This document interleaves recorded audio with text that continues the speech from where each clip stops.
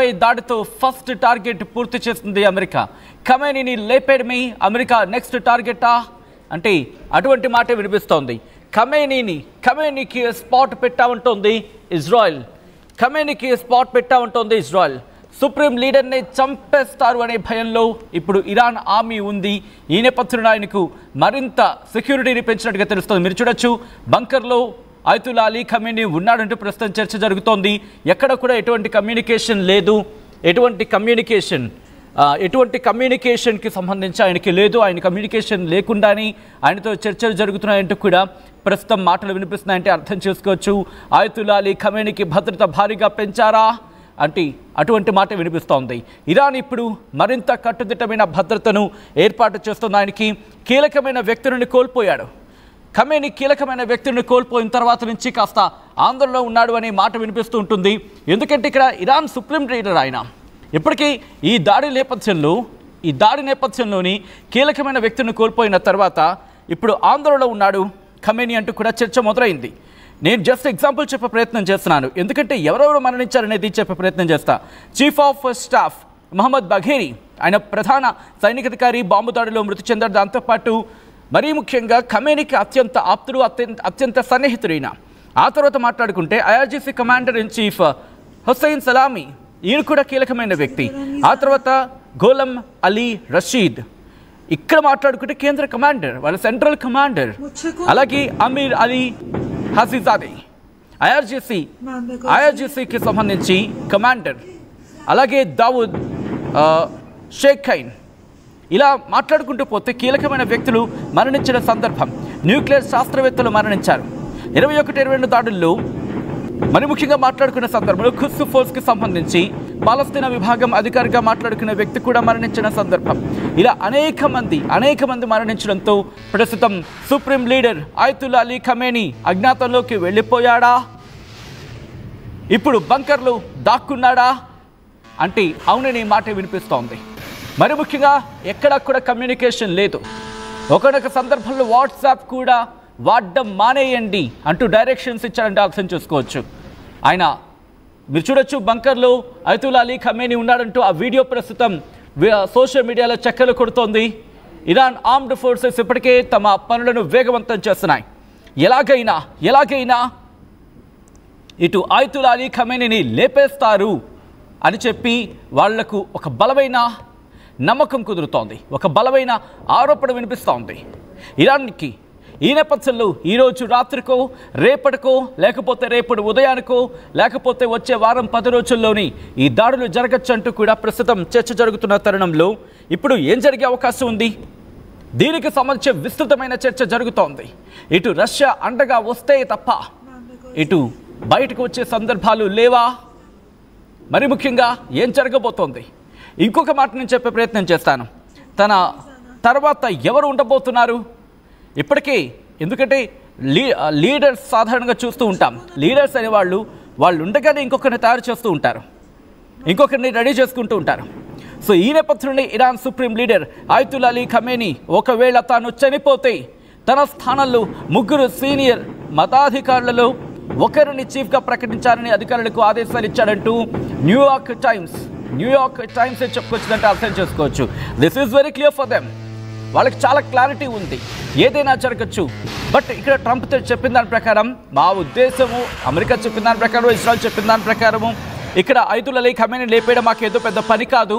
లేపేయడం అంటే చాలా ఈజీ మాకది. వాడు ఎక్కడున్నాడో తెలుసు, ఇదే పదం, వాళ్ళు ఎక్కడున్నాడో తెలుసు, వాడిని ఎలా కొట్టాలో మాకు తెలుసు. కానీ వాడిని కొడితే మాకేం కలిసి వస్తుంది?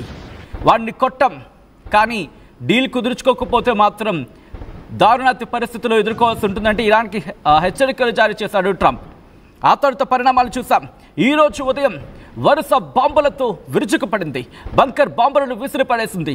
ఇప్పుడు ఇదే ఖమేనీకి సంబంధించి మాట్లాడుకుంటున్న సందర్భం, అసలు ఎందుకు వీళ్ళు శత్రువులుగా మారాడు అనే అంశానికి సంబంధించి మాట్లాడుకున్న క్రమంలో ఎప్పుడైతే ఇన్ఫాక్ట్ ఒక విధంగా చెప్పాలంటే ఇరాన్ ఇజ్రాయెల్ కూడా ఒకప్పుడు దోస్తానం ఉండింది. అవును, మీరు విన్నది నేనంత అక్షరాలు నిజం. కానీ మారిన పరిణామాల నేపథ్యంలో ఇజ్రాయెల్కి అమెరికా మద్దతు, లేకపోతే ఆ ఈక్వేషన్ నేపథ్యంలో అది కాస్త వీళ్ళిద్దరి మధ్య వైరాన్ని పెంచింది. ఆఫ్కోర్స్ ఇంకా చాలా కారణాలు ఉన్నాయి, ఇది కూడా ఒక కారణం అనే చర్చ ఉందంటే అర్థం చేసుకోవచ్చు. సో ఇప్పుడు ఇదే ఇజ్రాయెల్ని వేసేస్తాం, పీకేస్తాం, లేపేస్తాం అంటూ ఇరాన్ చెబుతూ ఉంటే ఇప్పుడు ఇరాన్ డైలాగ్ మారింది. అమెరికా అధ్యక్షుని కూడా లేపేస్తాం అంటూ గతంలో చెప్పుకొచ్చిన సందర్భం. ఎవరు? ఇజ్రాయెల్ అంటుంది ట్రంప్ని లేపేయడానికి, లేకపోతే అమెరికా అధ్యక్షుని లేపేయడానికి సిద్ధంగా ఉన్నాం, ఆ ప్రణాళికలు ఏవో ఉన్నాయంటూ కూడా ఇజ్రాయెల్ చెప్పిన సందర్భాన్ని ఇక్కడ మనం గుర్తు చేసుకోవచ్చు. వీరిని ఇలా విడిచిపెడితే లాభం లేదు, రేపటికి ఎప్పటికైనా మనకి ప్రమాదమే అంటూ ఈ కోణంలోని ప్రస్తుతం అడుగులు వేస్తోందా ఇరాన్? ఏం చేయబోతోంది? రష్యా ఊతమిస్తుందా, మద్దతిస్తుందా? ఏం జరిగే అవకాశం ఉంది? ఆ ముగ్గురు ఎవరు? ఖమేనీ తర్వాత రాబోయే ముగ్గురు ఎవరు? ఏం జరగబోతోంది? ఎటువంటి ఈక్వేషన్స్ని ఫాలో అవుతోంది ఇరాన్? ఇవన్నీ కూడా డీటెయిల్గా మాట్లాడుకునే ప్రయత్నం చేద్దాం. నాతో పాటు నా కొలీగ్ నందు అప్డేట్స్ అందించేందుకు సిద్ధంగా ఉన్నారు. నందు దగ్గరికి వెళ్ళే ప్రయత్నం చేస్తున్నాను. నందు, అయతుల్లా అలీ ఖమేనీకి సంబంధించి ప్రస్తుతం ఎటువంటి భద్రతను ఏర్పాటు చేయడం జరుగుతోంది Iran? At the same time ఎలాగైనా సరే ఇటు అమెరికన్ అయతుల్లా అలీ ఖమేనీని లేపేయచ్చు అనే చర్చ కూడా జోరందుకుంటోంది.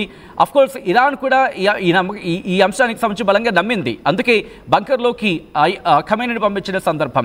ఎలా ఉంది ప్రెసెంట్ సిచ్యువేషన్ అక్కడ? అంటే సచిన్, క్లియర్గా ఒకటే మాట, ఆపరేషన్ ఖమేనీ అనేది నడుస్తుంది. కాకపోతే ఒక విషయం ఏంటంటే, అమెరికా వైఖరి తెలిసిన ఎవరైనా సరే ఈజీగా అర్థం చేసుకోగలిగేది.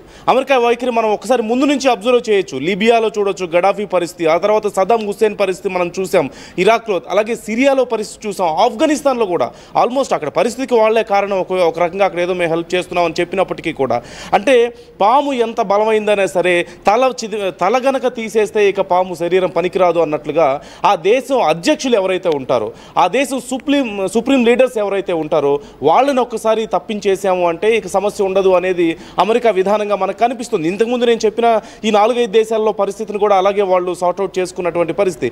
ఈ నేపథ్యంలోనే అమెరికా సపోర్ట్ ఎప్పుడైతే ఇజ్రాయెల్కు ఉంది అని, అంటే ఈ యుద్ధంలో ఎప్పుడైతే వాళ్ళు సపోర్ట్ చేస్తున్నారు అని పూర్తిగా గమనించారో ఇరాన్ జాగ్రత్త పడింది. అలాగే సుప్రీం లీడర్ వెళ్ళి ఒక సేఫ్ ప్లేస్లో దాక్కున్నారు. ఎందుకంటే మెయిన్ టార్గెట్ ఇక్కడ బాంబులు వేసి ఏదో ఇరాన్ని ఏదో చేసేస్తారు అనే దానికంటే కూడా ముందు ఈ సుప్రీం లీడర్ని కనుక అడ్డు తొలగించుకుంటే ఇక దేశం వీక్ అయిపోతుంది ఎలాగో అనేది అమెరికా స్ట్రాటజీగా ఉంటుందని తెలిసే ఖమేనీ ముందుగానే దాక్కున్న పరిస్థితి మనకు కనిపించింది. అయితే ఖమేనీకి సంబంధించినటువంటి లొకేషన్ మాకు తెలుసు, ఎక్కడున్నాడో తెలుసు అని అమెరికా మొదటి నుంచి చెప్తున్నప్పటికీ కూడా ఖచ్చితంగా ఖమేనీ ఎక్కడున్నాడు అనేది అమెరికాకి తెలియదు అనేది అందరికీ తెలిసిన విషయమే. కాకపోతే ఇక్కడ ఒకటేంటంటే there are some soft spots, కొన్ని బ్లాక్ స్పాట్స్ను ఉన్నాయి. ఏవి? అమెరికా ఫలానా చోట ఖమేనీ ఉండుండొచ్చు అంటూ కొన్ని స్పాట్స్ని గ్యాదర్ చేసుకోగలిగింది. ఒక 6-7 స్పాట్స్ ఏవో గ్యాదర్ చేసుకున్నారని, ఆ ప్లేసుల్లో ఎక్కడైనా ఉండుండొచ్చు, కానీ ఎక్కడున్నారో ఖచ్చితంగా తెలియదు. ఉన్నా కానీ అంత ఈజీగా బయటికి తీసుకురాగలుగుతారా లేదా అనేది కూడా తెలియని పరిస్థితి. ఎందుకంటే ఖమేనీ పూర్తిగా ఈ నెట్వర్క్ సిస్టమ్కి బయట ఉన్నట్లుగా తెలుస్తుంది. ఎక్కడా కూడా ఏ చిన్న వైఫై సిగ్నల్ దగ్గర నుంచి, మొబైల్ నెట్వర్క్ దగ్గర నుంచి ఏ ఒక్కటి కూడా, ఏ స్మార్ట్ ఫోన్ కానీ, ఏ టెక్నాలజీ కానీ తన చుట్టూ లేకుండా పూర్తిగా ఈ టెక్నాలజీకి ఇప్పుడున్నటువంటి సిస్టమ్కి పూర్తిగా అవాయిడ్ చేసి దూరంగా ఎక్కడో బంకర్లో దాక్కున్నాడు అంటూ మనకి అందరికీ తెలిసిన విషయమే. కానీ ఆయన చుట్టూ ఎక్కడా కూడా ట్రేస్ చేయడానికి స్కోప్ లేకుండా ఉన్నట్లుగా తెలుస్తోంది. అతి తక్కువ మంది నమ్మకస్తుల మధ్యలో ఆయన తను ఎక్కడో దాక్కున్నాడు అంటూ అందరికీ తెలిసిన విషయం. కానీ అమెరికా దగ్గర నిజంగా క్లియర్గా స్పాట్ ఉందా, ఖమేనీ ఎక్కడున్నాడు అనేది తెలిసిందా అంటే ఖచ్చితంగా తెలియదు. తెలిసుంటే అసలు ఇంత దాకా వచ్చేది కాదు అనేది మాత్రం అందరికీ తెలిసిన విషయమే. ఎందుకంటే అమెరికా డైరెక్ట్గా నిన్న యుద్ధంలో ఇన్వాల్వ్ అవ్వాల్సిన పరిస్థితి ఉండదు. ఈ వేసే బాంబులో ఒకటి తీసుకెళ్లి ఖమేనీ మీద వేసేసేది, కేల్ కథం, ఇక్కడతో అయిపోయేది అసలు పూర్తిగా.